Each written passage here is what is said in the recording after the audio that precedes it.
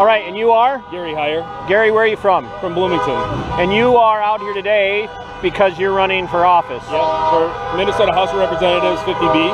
50B? 50B in Bloomington. Okay. So where the Mall of America is, that district. And how's the reception? That's okay. It's all good. How's the reception been so far? Yeah, you can scan over here and see what we're dealing with. There's a lot more people here than there were 2 weeks ago, two and a half weeks ago. Everything's going great. You know, it's just I'm just out here to educate people on how the system works. I would be, if I win the Minnesota House election in November 3rd, I'd be caucusing with the new House Republican caucus in the Minnesota House of Representatives. But I'm just letting people know about the whole political contribution refund program in Minnesota, and a lot of people don't really realize how it works. So if you contribute $50, what happens is I would send a receipt to whoever made the contribution, and then they just send in a form, a PCR form, and they get all their money back minus the cost of the stamp. And then once I get $1,500 in contributions, the state of Minnesota, based on the last election, will contribute another $4,000 to my campaign. Okay. So it'd help buy signs, literature, and all that. Yep. What is, as a person who's running for political office, you said you would, if you're elected, you'll be caucusing with the new House Republicans. Yeah. My understanding is they tend to be a little bit more of a much more pure form of conservatism in the House right now. What are your views on everything the governor's been doing right now as far as the steps and the measures that he's taking? Obviously, COVID-19 is real. Yeah. We know people are sick. Yeah. No one's disputing, well, not no one, but reasonable folks are not disputing it. But do you think we've been taking the right steps, and how has this been affecting your district, especially in you on an individual level? Well, the Mall of America is closed down, right? Completely closed. Bloomington, the city of Bloomington is going to run at least $10 million short in tax revenue, and they were talking about figuring out how they're going to make it up. So the taxpayers are going to end up paying for it, right? And so if you trace it back to what happened in the House, this shutdown, the authority for the shutdown and all that was granted to the governor via the House. So the House voted for it. The Democrat-controlled House voted for it, and they also, when they had a chance to reopen or take the authority away, they chose not to. They chose to extend it, right? So it's just making all of these issues that we're having, financial issues, even worse. The problem, one of the biggest problems I have is no matter what the situation is regarding COVID-19, it doesn't matter from a physics standpoint, from a medical standpoint, it doesn't matter what the situation is. The fact that the incumbent, Andrew Carlson, the fact that he gave up his ability to represent the people in the district that I'm running for, and just said, hey, Governor, you do whatever you need to do, whatever you want to do, and did not fight to represent us. The abdication of that responsibility, he was voted to represent us, and he says, oh, I'm going to represent everybody by saying, I'm not going to represent you, and then you just do what you want. And I don't think this situation, you don't have people dropping dead in the streets, and bank runs, and houses burning down, and I mean, this is not that. So, in my opinion, it's a political power grab. Okay. You know, the city of Bloomington's trying to put through ranked choice voting now.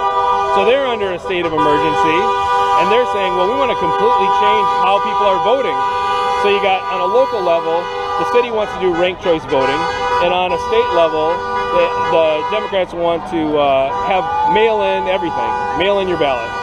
If you're a registered voter, which is not the same as absentee voting. No, it's not the same. And people need to understand that. And it's just rife with possibilities to completely rig the election. Right. So it's a desperation move, and you know, my opinion on the whole thing is that this is all happening because they see how powerful the whole Trump movement is, and they see that they're losing grip, this kind of totalitarian grip on society, and they're just, and it's a desperation move a Hail Mary pass, if you will, yes. if you will. Yeah, exactly. So this will be the closest to a gotcha question I'm going to ask, because and the reason I'm saying that is because you kind of opened the door for me, because I liked what you said. Yeah. Does the Constitution, if you're elected to office, does the Constitution make you a ruler or a servant? Well, here's the thing. What a lot of people don't realize, for the office that I'm running for is a state office, right? So the federal Constitution is limited by the rights that were extended to the federal government. All the other rights go back to the state, right? So all the rights not enumerated in the Constitution are under the purview of the state. Well, in the 14th Amendment to the Constitution, it basically states that the rights have to be equally distributed, right, to all people. Right. So you cannot supersede that on the state level and say, oh, candy stores can open, but nobody else can, right? Right. So we're lacking equanimity. Yeah. So that, as opposed to equity, right?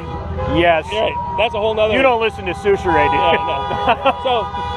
So yeah, total lack of equanimity. Yeah. There's no equality, right? You know, across the board, and even-handedness. It's just very, very, very political, and in my opinion, extremely corrupt. So I really appreciate that you said that, because that is, I think that's a very easy thing for a person running for office when they do get elected to forget, that they are not the rulers, they're the servants, and that they govern by the consent of the governed. Right. So I hope that your campaign goes well. If you had 10 seconds to say something to Governor Walz right now, what would it be?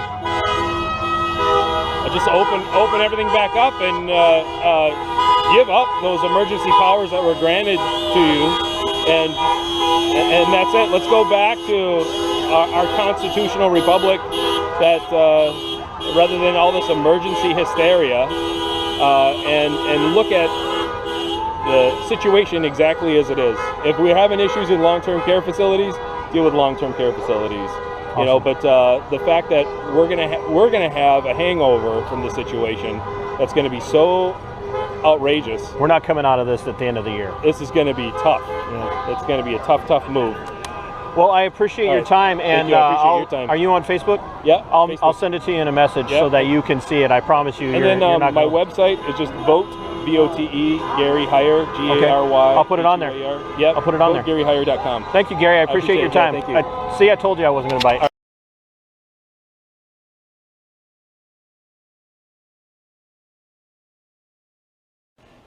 As always, thanks for watching the video.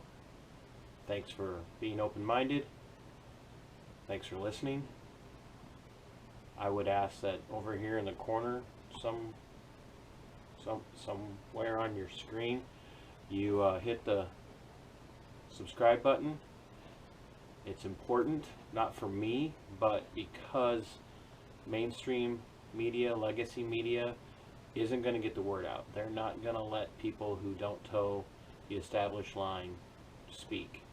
So for the sake of liberty and for the sake of the defense of this nation, small little independent voices like mine need to be heard, especially the interviews. It's got very little to do with my commentary and a lot more to do with the interviews and the people who are affected when liberties are tread on. So once again, hit the subscribe button, like, subscribe, and share. Thank you very much.